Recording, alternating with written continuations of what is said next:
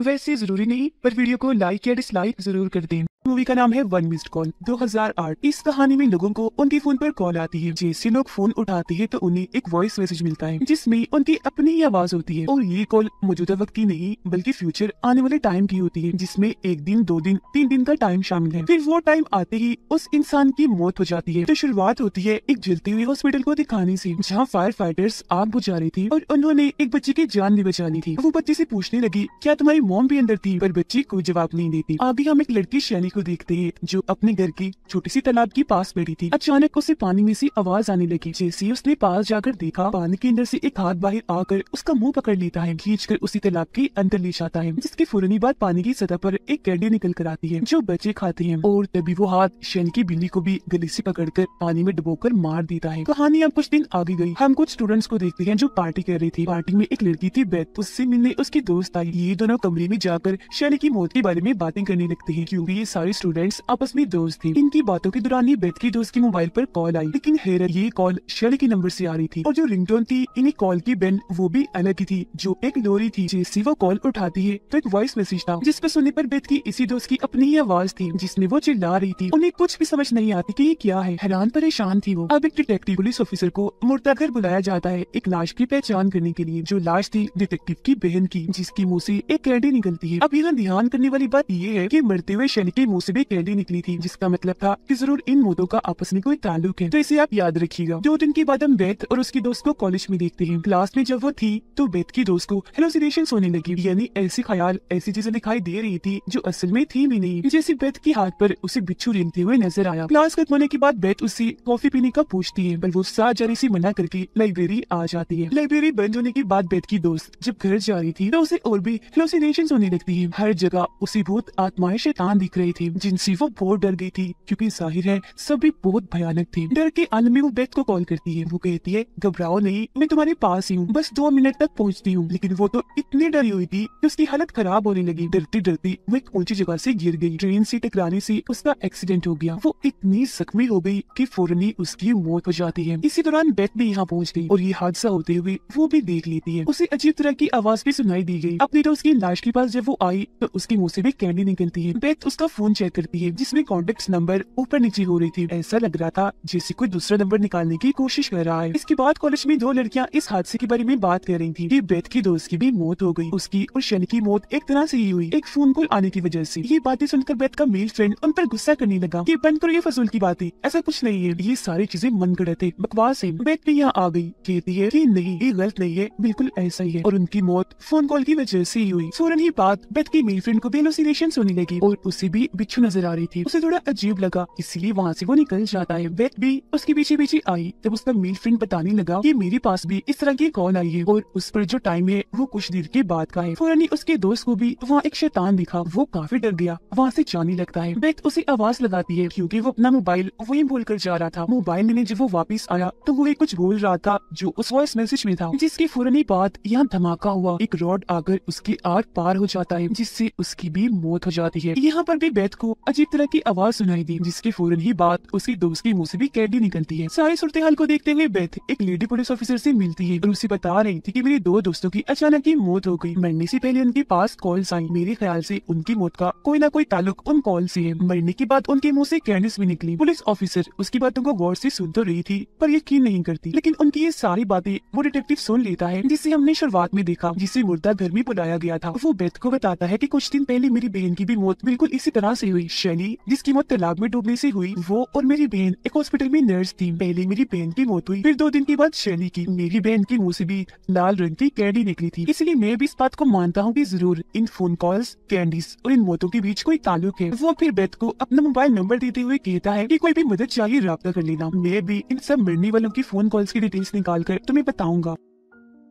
Beth जब घर आई तो देखती है कि उसकी रूममेट एनी जो इस घर में उसके साथ रह रही थी वो काफी डरी हुई थी। बेथ को बताती है कि हमारी मेल फ्रेंड के मोबाइल में मेरा नंबर भी था, हो ना हो अगली कॉल मुझे ही आएगी, लेकिन मैं मरना नहीं चाहती। तब उसे रिलैक्स करने के लिए बेथ अपने और उसके मोबाइल की बैटरीज ही निकाल देती है और बोलती है कि देखो मैंने बैटरीज निकाल दी, अब रिलैक्स हो जाओ, हमें कोई कॉल नहीं आएगी। लेकिन रात को जब ये दोनों लड़कियां सो रही थी तो रिंगटोन होती है और ये रिंगटोन भी रो रही थी जो बेथ की रूममेट के मोबाइल पर आ रही थी। हालांकि उसके मोबाइल में बैटरी नहीं थी, लेकिन फिर भी उसे कॉल आ रही थी। ये कॉल 2 दिन के बाद की टाइम की थी, जो देखकर रूममेट काफी डर गई, क्योंकि जो वॉइस मैसेज था उसमें रूममेट के चिल्लाने की आवाज थी। रात तो ऐसी गुजर गई, पर सुबह होते ही ये लड़कियां उसका मोबाइल ही तोड़ देती है। रूममेट से मिले फिर एक आदमी आया जो लाइव टीवी शो का मालिक था। उसे पता चला कि अगली कॉल रूममेट के पास आई थी, इसीलिए वो अपने टीवी शो में उसको लाना चाहता था, ताकि उसकी मरने के टाइम जो कुछ भी रूममेट के साथ हो रहा हो वो सब ये टीवी शो का मालिक लाइव दिखा सके। और रूममेट की जान भी जब वो बचा ली तो ये चीज भी हर कोई देख ले। लेकिन बेथ उसे ऐसा करने से मना कर देती है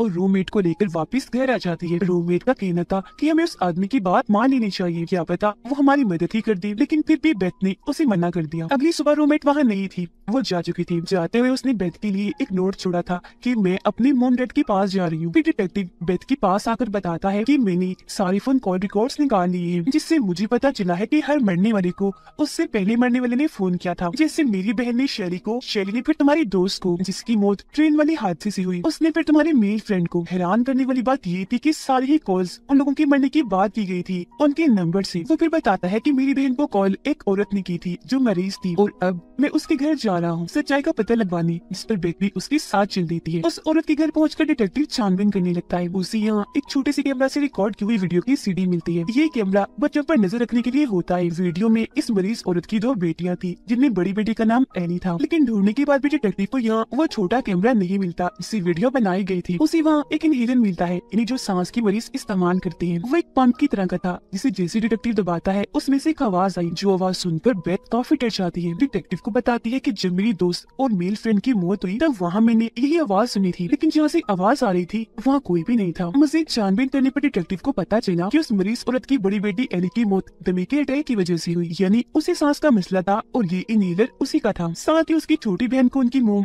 9 बार हॉस्पिटल लेकर गई थी, क्योंकि उनकी छोटी बेटी अलग अलग तरह से जख्मी हुई थी, जैसे कभी उसका जल जाना, कभी सर में सुई का चुभ जाना, तो कभी कोई शैम्पू पी लेना। ये सारी बातें जानकर बेथ डिटेक्टिव को बताती है कि मैं सारी बात समझ गई हूँ। असल में उस मरीज औरत को कोई दिमागी बीमारी थी, जिस वजह से वो अपने ही बच्चों को जख्मी कर दिया करती थी, फिर हॉस्पिटल में उनका इलाज करवाकर देखभाल करती थी ताकि उन बच्चों की और तवज्जो ले सके। यहाँ इन्हें ये भी पता चला कि जिस हॉस्पिटल में उस मरीज औरत की बेटियों का इलाज हुआ करता था, वहाँ एक नर्स ने उस औरत से पूछताछ भी की थी कि उनकी बड़ी बेटी को कब से दमे की बीमारी है और छोटी बेटी क्यों बार बार जख्मी हो जाती है। यहाँ मैं आपको बता दूं कि वो पूछताछ करने वाली नर्स और कोई नहीं बल्कि डिटेक्टिव की बहन थी, जिसकी मौत सबसे पहले हुई थी। अब तभी टीवी पर बेथ अपनी रूममेट को उस लाइव शो में देखती है, जहाँ टीवी शो का मालिक उसके साथ होने वाली हर चीज को लाइव दिखाएगा, जो देखकर ये दोनों जल्दी से उस चर्च के लिए निकल जाते हैं जहाँ ये शो होने वाला था। इसी दौरान रूममेट बेथ को कॉल करके सोई कहती है कि मुझे माफ कर देना, मैंने तुम्हारी बात नहीं मानी और मैं इस शो में आ गई। शो में दिखाया जाता है कि रूममेट को भी हेलुसिनेशंस होने लगी, उसे अपने आसपास शैतान दिखने लगे। जैसे बेथ और डिटेक्टिव यहाँ आए,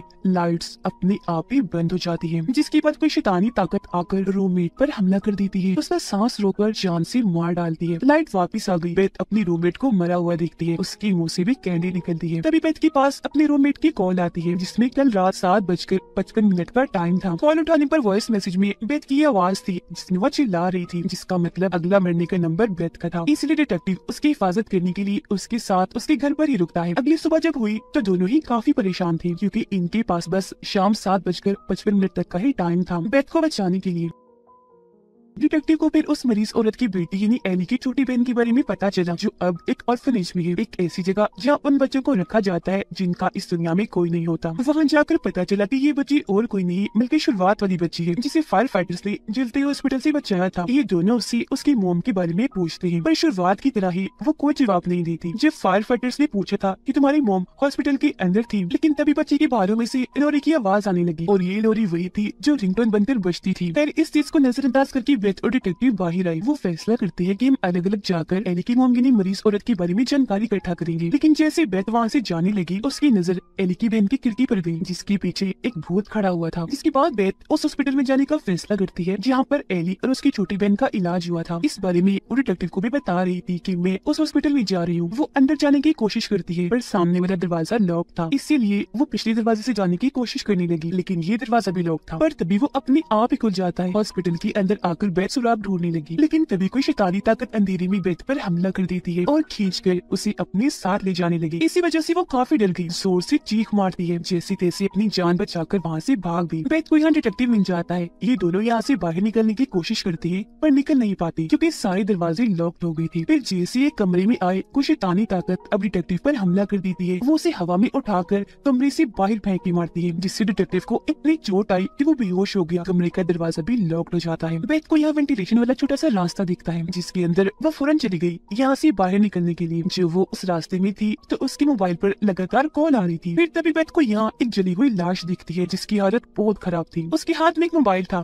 जिसके जरिए ही बेथ के फोन पर कॉल जा रही थी। बेथ फौरन उसे फोन छीनकर तोड़ देती है। ऐसा होने से लाश में थोड़ी हलचल हुई। इसे देखकर बेथ वहाँ से भागने लगी। उसके पीछे पीछे लाश भी भागी। पास आती आती वो बेथ के ऊपर ही आ जाती है। वो काफी डर गई। लाश को गई थी प्लीज डोंट हर्ट मी, यानी मुझे तकलीफ मत देना। बेथ बार बार यही लाइन दोहरा रही थी कि प्लीज डोंट हर्ट मी, जिससे फौरन लाश भी बेथ को कुछ नहीं करती, उल्टा ये कहती है फॉरगिव मी, यानी मुझे माफ कर दो। तभी इधर डिटेक्टिव भी आ गया। देखता है कि 7:55 हो गई है पर बेथ की जान नहीं गई, वो बच गई। अगले ही पल बहुत सारे पुलिस ऑफिसर्स आ गए उनकी जान बचाने के लिए। बेथ डिटेक्टिव से कहती है कि मुझे यहाँ लाया गया इसलिए नहीं कि मार दिया जाए, बल्कि इसलिए कि मेरी जान बच जाए। उस जली हुई लाश ने ही मेरी जान बचाई। डिटेक्टिव ऑर्फनेज में जाता है एली की बहन से मिलने के लिए, पर वो सोई हुई थी। डिटेक्टिव को वहाँ बच्ची का भालू मिलता है और उसे पता चला कि वो छोटा कैमरा ही दरअसल ये भालू है, यानी है तो ये कैमरा, बस इसे भालू की शक्ल दी हुई है जो बच्चे पर नजर रखता है। उसमें से सीडी निकालकर डिटेक्टिव वीडियो देखने लगा और उसे पता चला कि इस बच्चे की मोम नहीं बल्कि उसकी बड़ी बहन एली उस पर जुल्म करती थी, उसे चोट पहुंचाती थी। हर दिन अलग अलग तरीके से वो अपनी बहन को जख्मी करती थी। ऐसा करने से उसे बहुत मजा आता था। लेकिन एक दिन उनकी मोम ने देख लिया कि एली अपनी छोटी बहन का हाथ काट रही है। एली की इस हरकत पर उसकी मोम को काफी गुस्सा आया। उन्होंने उसे कमरे में बंद कर दिया। छोटी बेटी को वो हॉस्पिटल ले गई। इसी दौरान एली को दमे का अटैक हुआ। वो अपनी मोम को कॉल करने लगी पर इसी दौरान ही उसकी मौत हो गई। डिटेक्टिव के साथ ये वीडियो एली की छोटी बहन यानी वो बच्ची भी देख रही थी। वो बच्ची से पूछता है कि तुम्हारी बहन तुम पर जुल्म किया करती थी, इस बारे में तुमने अपनी मॉम को क्यों नहीं बताया? बच्ची बोली मुझे जख्मी करने के बाद मेरी बहन मुझे एक कैंडी दिया करती थी, इसलिए मैंने ये बात मॉम से छुपाई। उधर बेथ जब घर में अकेली थी तो उसके पास एली की आत्मा आती है जिसे बेथ नहीं देख पाती। तब यहाँ डिटेक्टिव आ गया, बेथ को सारी बात बता देता है जो उसने वीडियो में देखी और कहता है कि तुम सही कह रही थी, एली की आत्मा ही सबको मार रही है और उसकी मॉम ने ही तुम्हारी जान बचाई जो वो चली हुई लाश थी। उनकी बातों के दौरान ही दरवाजे पर दस्तक हुई। डिटेक्टिव दरवाजे की छेद से देखने लगता है। हालांकि बेथ उसे ऐसा करने से मना भी करती है पर वो नहीं मानता। अगले ही पल एक चाकू उस छेद से आकर डिटेक्टिव की आंख में घुस जाता है। उसका सर चीरते हुए दिमाग में घुस गया और तभी दरवाजा खोलकर एली की आत्मा अंदर आती है बेथ को मारने के लिए,